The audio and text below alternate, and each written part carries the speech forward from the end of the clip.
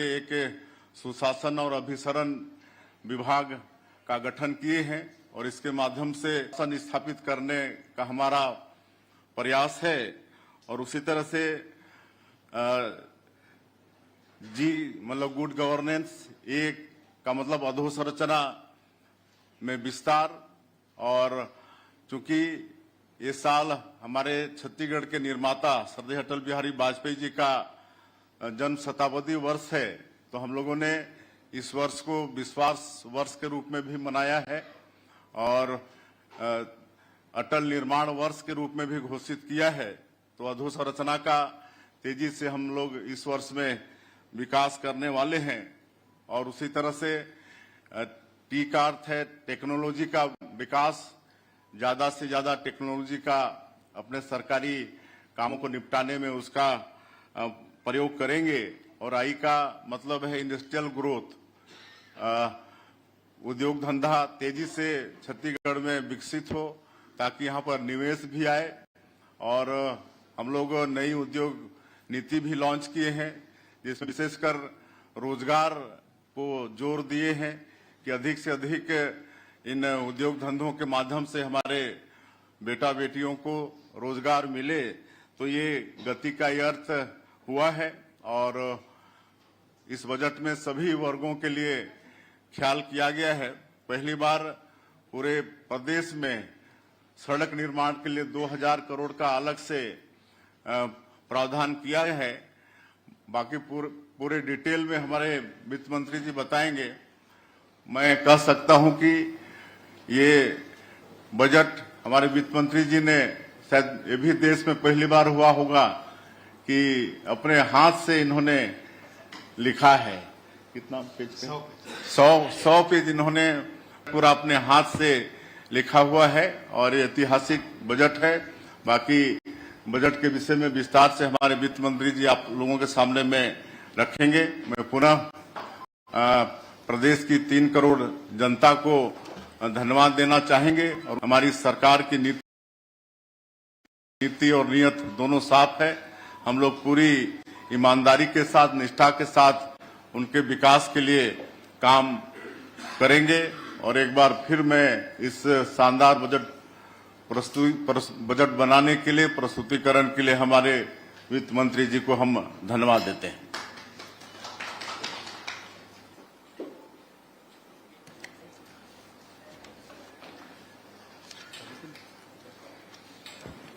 माननीय मुख्यमंत्री जी के मार्गदर्शन में पिछले 1.25 साल से हमारी सरकार काम कर रही है।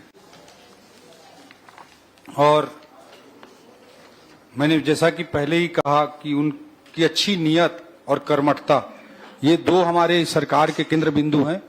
और उसी कर्मठता की भावना जो हमारी सरकार की, उससे प्रेरित होकर मैंने इस बार तय किया कि बजट अपने हाथ में, आप देख रहे होंगे, वाई का अर्थ है युवा, एक अर्थ है अन्नदाता और इनका अर्थ है नारी। तो हम अगर किसी भी इकोनॉमी में, किसी भी राज्य में, किसी भी देश में, किसी भी समाज में अगर गरीब, युवा, किसान और नारी का अगर कल्याण करना चाहते हैं तो तभी वो हो सकता है। वेलफेयर स्टेट के जो सपने होते हैं उसको हम तभी पूरा कर सकते हैं जब हमारी आर्थिक विकास में भी तेजी। हमारी सरकार ने मुख्यमंत्री जी की लीडरशिप में तय किया कि इस बार हमारा पूरा फोकस गति पर रहेगा। और गति में जी का अर्थ है गुड गवर्नेंस, ए का अर्थ है एक्सीलरेटिंग इंफ्रास्ट्रक्चर, टी का अर्थ है टेक्नोलॉजी और आई का है इंडस्ट्रियल ग्रोथ। ये चारों बिंदुओं के माध्यम से हम अपने आर्थिक विकास की गति को तेज करेंगे। और उस आर्थिक विकास की जो तेज गति होगी उससे सीधी सी बात है हमारे जीडीपी का साइज बढ़ेगा, हमारे टैक्स कलेक्शंस बढ़ेंगे। जैसे आज के बजट भाषण में मैंने पिछले 1 साल में किस तरह से टैक्सों में वृद्धि हुई है, एक सुशासन के कारण, टेक्नोलॉजी को अधिकाधिक उपयोग करने के कारण, उसे हमने बजट भाषण में प्रस्तुत किया। तो ये जब चीजें करेंगे, आर्थिक विकास के लिए कदम उठाएंगे, तो हमारे टैक्सेशन बढ़े, हमारे टैक्स बिना रेट बढ़ाए अच्छा कलेक्शन बढ़ेगा, आर्थिक विकास का सीधा लाभ मिलेगा। और आर्थिक विकास जब होगा तभी हम गरीब कल्याण या युवा कल्याण या नारी कल्याण या किसान कल्याण की योजनाओं को ला सकते हैं। इसी गति की बुनियाद पर ज्ञान का कल्याण संभव है। यही इस बजट का मूल थीम रहा है। दूसरा चीज, आपने इस बात को देखा होगा कि पिछले बजट में हमने आदरणीय मुख्यमंत्री जी के मार्गदर्शन में 10 पिलर्स बनाए थे डेवलपमेंट जो हम आर्थिक विकास के हमारे 10 आर्थिक विकास के हमारे 10 आधारभूत स्तंभ कौन से हैं, उन्हीं 10 आधारभूत स्तंभों को हम कैसे उस रणनीति को आगे बढ़ाने की दिशा में कैसे काम करें, उसका ही एक नेक्स्ट स्टेप आपको इस बजट में दिखाई देता है। चाहे हमने विस्तार से जिक्र किया, पिछले बजट में हमने कहा था कि मैक्सिमाइज कैपिटल एक्सपेंडिचर को करेंगे, पूंजीगत व्यय को हम अधिकाधिक बढ़ाएंगे, उसका भी प्रतिफलन आपने इस बजट में देखा। पिछले बजट में हमने कहा था कि टेक्नोलॉजी को उपयोग करके गुड गवर्नेंस के माध्यम से तीव्र आर्थिक विकास की दर को प्राप्त करेंगे। गति का टी उसी को द्योतित करता है। तो आप पिछले बार के बजट को देखेंगे तो स्पष्ट तौर पे उसमें हमारा विजन था, हमारी रणनीति थी। विजन स्टेट के लिए ओवरऑल क्या हो, इसके लिए आदरणीय मुख्यमंत्री जी के मार्गदर्शन में हमने छत्तीसगढ़ अंजोर 2047 का विजन डॉक्यूमेंट भी तैयार किया है। और इसमें केवल ऐसा नहीं कि हम 2047 की बात कर रहे हैं, एक दीर्घकालिक लक्ष्य भी उसमें निर्धारित किए गए हैं कि हमारी जीडीपी का साइज क्या होगा, हमारी इंडस्ट्री सेक्टर के लिए हम क्या रणनीति बनाकर चलेंगे, लेबर इंटेंसिव मैन्युफैक्चरिंग के लिए क्या रणनीति बनाकर चलेंगे, सर्विस सेक्टर के लिए हम क्या क्या हमारी रणनीति होगी। इन सारे विषयों को हमने उसमें विस्तार से रखा है। 40 तक हमको क्या करना है, ये दीर्घकालिक लक्ष्य हो गए। 2030 तक के लिए हमने मध्यकालिक लक्ष्य के रूप में निर्धारित किया है। और हम अल्पकालिक जो हमारी रणनीति मानते हैं वो बजट को मानते हैं। बजट एक वर्ष की योजना, देश को अमृतकाल में 2047 तक विकसित भारत बनाना चाहते हैं। इस प्रक्रिया में हमारा छत्तीसगढ़ पीछे ना रह जाए, कदम ताल करते हुए आगे बढ़े, इस दृष्टिकोण, इस विजन के साथ हम भी विकसित छत्तीसगढ़ के सपने को लेकर के आगे बढ़ रहे हैं। तो उसी के बिंदु आपको इसमें दिखाई देते हैं। तो आप बस विस्तार से इस प्रेजेंटेशन को देख सकते हैं। पीछे। इसमें आप देख सकते हैं कि गुड गवर्नेंस के लिए क्या क्या हमारे पिलर्स हैं, कंपोनेंट्स हैं, एक्सेलरेटिंग इंफ्रास्ट्रक्चर के लिए हमारे क्या कंपोनेंट्स हैं, टेक्नोलॉजी के लिए क्या पॉइंट्स हैं, और इंडस्ट्रियल ग्रोथ के लिए क्या पॉइंट्स हैं, क्या रणनीति है, इसको आप विस्तार से देख सकते हैं। प्रेजेंटेशन की कॉपी भी आपको उपलब्ध करा दी जाएगी। नेक्स्ट, बजट साइज किस तरह से आज 1,65,000 हो चुका है, तो उसमें लगभग 30 गुना की वृद्धि लगभग बजट के साइज में हुई है। पिछले साल के मूल बजट की तुलना में इस साल का भी मूल बजट में एक कंसिडरेबल ग्रोथ, लगभग 12% के लगभग का ग्रोथ इस बजट में हुआ है। नेक्स्ट, इसमें आप देखेंगे राजस्व प्राप्तियों में जो ग्रोथ है वो 12% अनुमानित है। केंद्र सरकार से जो ग्रांट मिलते हैं उसमें 13% का, जो पूंजीगत प्राप्तियां उसमें 12% का। इस तरह से अलग अलग हमने आकलन प्राप्तियों की दृष्टि से और एक्सपेंडिचर की दृष्टि से भी, राजस्व व्यय हमारे 11% का बढ़ने का अनुमान है, पूंजीगत व्यय हमारे 18% का बढ़ाने का एक महत्व। इस बार भी हम उसे इस बार के गति में भी वो शामिल है। तो अधिकाधिक जब पूंजीगत व्यय करेंगे, जो देख रहे हैं आप डेटा में भी स्पष्ट है कि 18% पूंजीगत व्यय को हम लाभ मिलता है। जैसे कोई सड़क बना रहे हैं तो गिट्टी की भी क्रेशर भी चलने लगता है, वहां मजदूरी भी मिलने लगती है, सीमेंट उद्योग भी चलने लगता है, डामर उद्योग भी चलने लगता है, पूरी इकोनॉमी का पहिया घूमता है। और कोई भी कैपिटल एक्सपेंडिचर को करने के साइकिल में अगर 1 रुपए का कैपिटल एक्सपेंडिचर किया जा रहा है तो 4 रुपए का इकोनॉमी को फायदा होता है। तो इसलिए किसी अर्थव्यवस्था की मजबूती के लिए, किसी अर्थव्यवस्था के तीव्र विकास के लिए ये जरूरी है कि अधिकाधिक कैपिटल एक्सपेंडिचर हो, और उस पर पूरा फोकस पिछले बजट में भी था, इस बजट में भी है। बाकी बिंदुओं में आप देख सकते हैं कि रेवेन्यू सरप्लस बजट है, और जो फिस्कल डेफिसिट है उसे आरबीआई का जो एफआरबीएम नॉर्म्स है उसमें जीएसडीपी का 3% के नीचे रहना होता है। इस बजट में हमने 2.97% तक हमने उसे कंटेन किया है। बहुत बार सवाल होता है कि इतना लोन ले लिए, उतना लोन ले लिए। लोन किसी भी विकासशील अर्थव्यवस्था को लेना चाहिए और उसका सही उपयोग करना चाहिए। ये हमारी मुख्यमंत्री जी के नेतृत्व में हमारी सरकार का स्पष्ट सोच है कि हम गरीब कल्याण की चीजों में, आर्थिक विकास की चीजों में कैसे उस पैसे का उपयोग करें। और कोई भी नहीं होता है, एफआरबीएम के, फाइनेंस कमीशन के, आरबीआई के नॉर्म से, उसी के तहत हम उसका अक्षरशः पालन करते हुए पूरी प्रक्रिया को आगे बढ़ा रहे हैं। रिसीट्स का पूरा डिटेल है। नेक्स्ट, इसे आप पूरा देख सकते हैं, ये आपको उपलब्ध करा देंगे रिसीट्स का। नेक्स्ट, उसी को रेवेन्यू एक्सपेंडिचर, कैपिटल एक्सपेंडिचर, रुपया हमको कहां कहां से कैसे प्राप्त होता है उसका एक आकलन इसमें किया गया है। हाँ, एक्सपेंडिचर, नेक्स्ट, जो खर्च हैं वो कैसे अलग अलग सेक्टर्स में, कमिटेड एक्सपेंडिचर में, ग्रांट सब्सिडी में, कैपिटल एक्सपेंडिचर में कैसे होता है उसका भी एक पूरा आकलन है। नेक्स्ट, किस डिपार्टमेंट के बजट में कितनी वृद्धि हुई है इसे भी आप देख सकते हैं। जो हमने गति का कॉन्सेप्ट लिया है उसमें आई का मतलब इंडस्ट्रियल ग्रोथ, जो इंडस्ट्रियल ग्रोथ हमारा जो गति का मुख्य बिंदु है, उसमें इसमें आप देख सकते हैं कि जो किस विभाग के बजट में कितनी वृद्धि हुई है।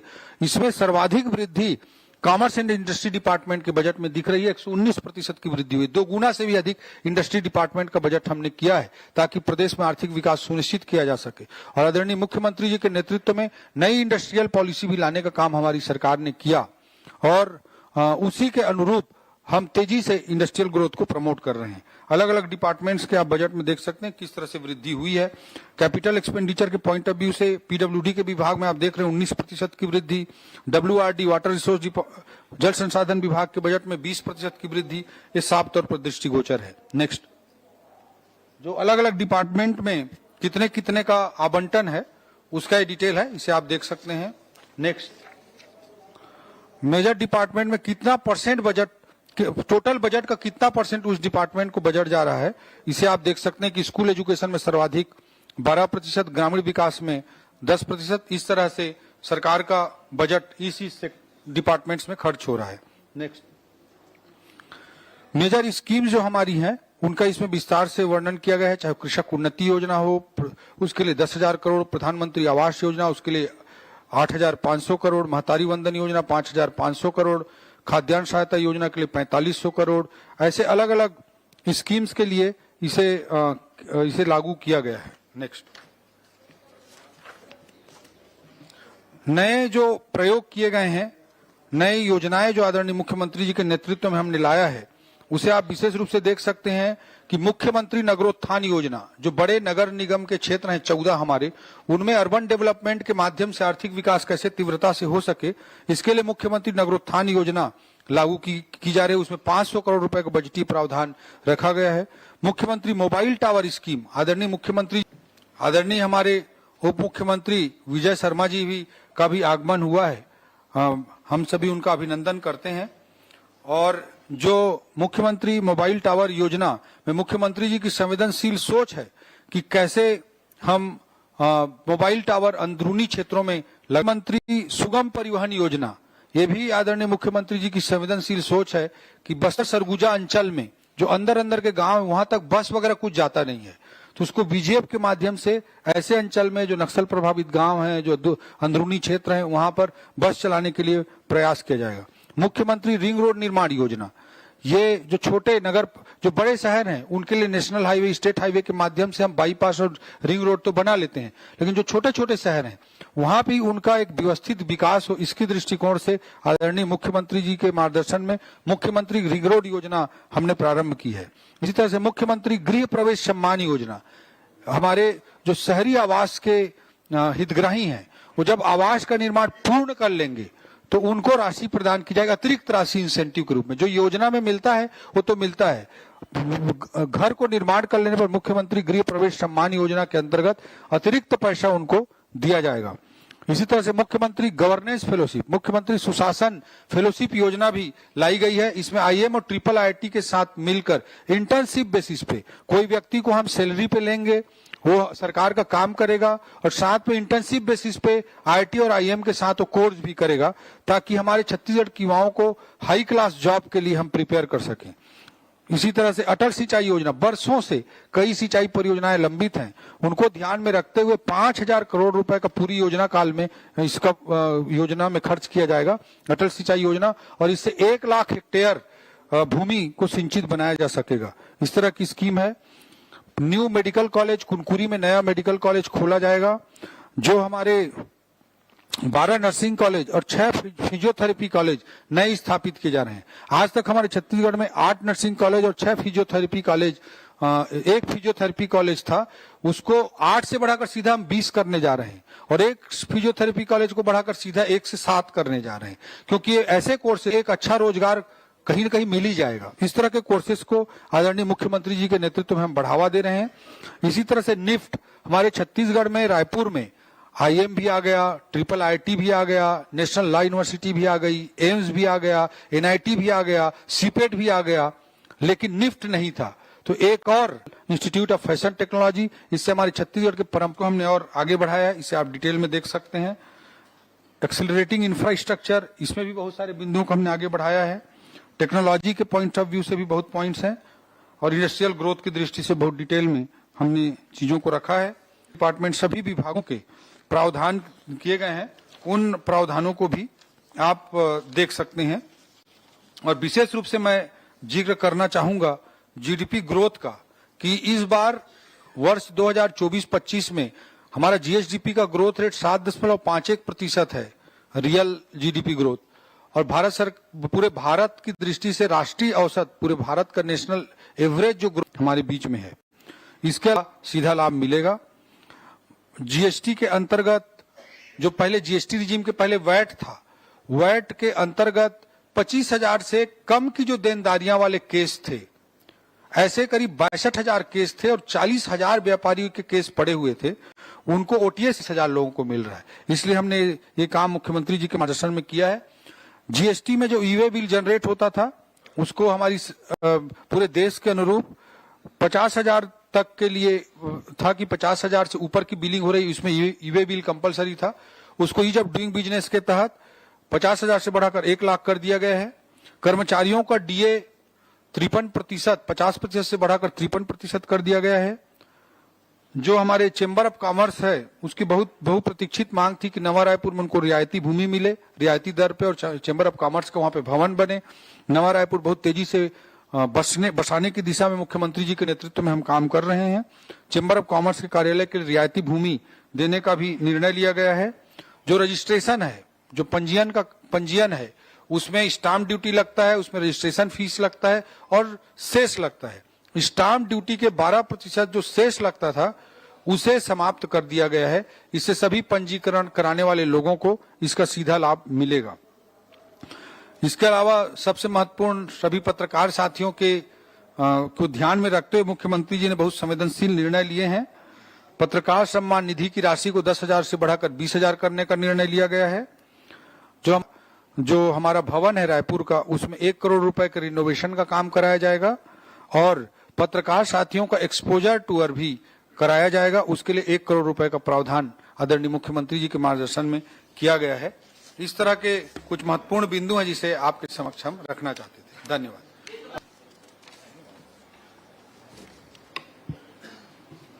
आज तक के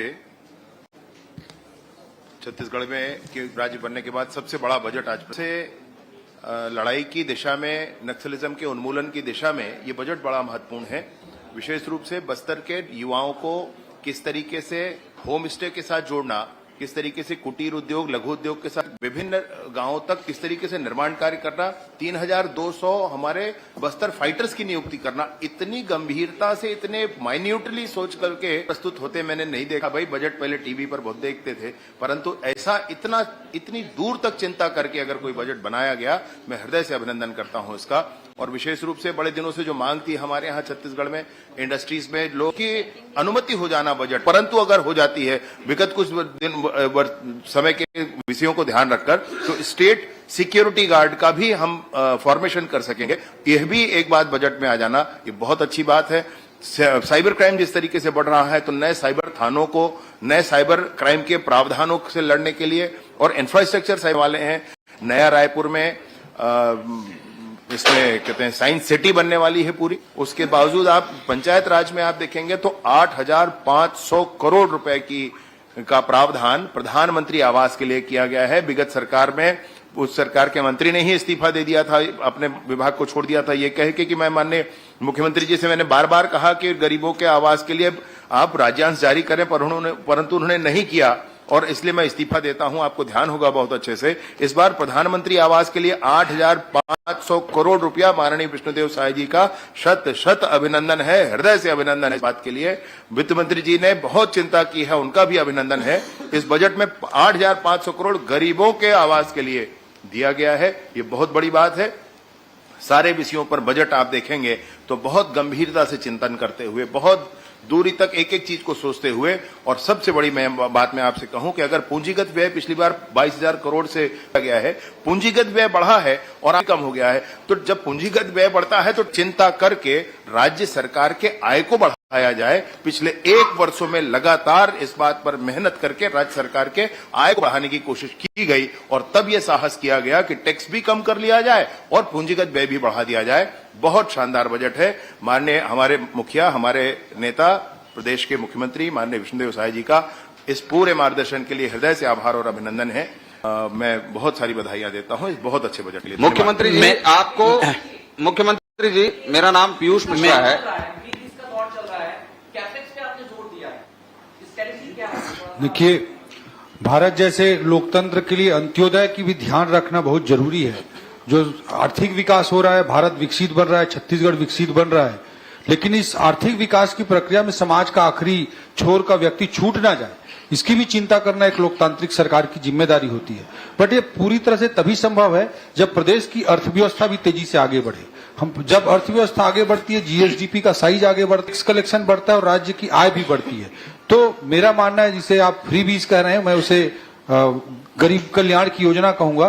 तो गरीब कल्याण की योजना करना भी एक लोकतांत्रिक सरकार की जिम्मेदारी है और उस गरीब कल्याण की योजना को सतत बनाए रखने के लिए आर्थिक विकास करना भी एक लोकतांत्रिक सरकार की जिम्मेदारी है। इसीलिए हमने कहा, वो विपक्ष को क्यों समझ में नहीं आ रही है? विपक्ष कह रही है गति नहीं दुर्गति का बजट है।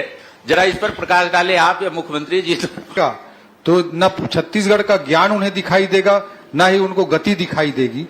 वो राजनीतिक रूप से राजनीतिक चश्मा लगाकर एक तरह से वो अच्छी चीजों को देखने के लिए अंधे हो गए हैं, इसीलिए इस तरह की बातें कर रहे हैं। वित्त मंत्री जी, तो उनकी हो गई है ना। दूर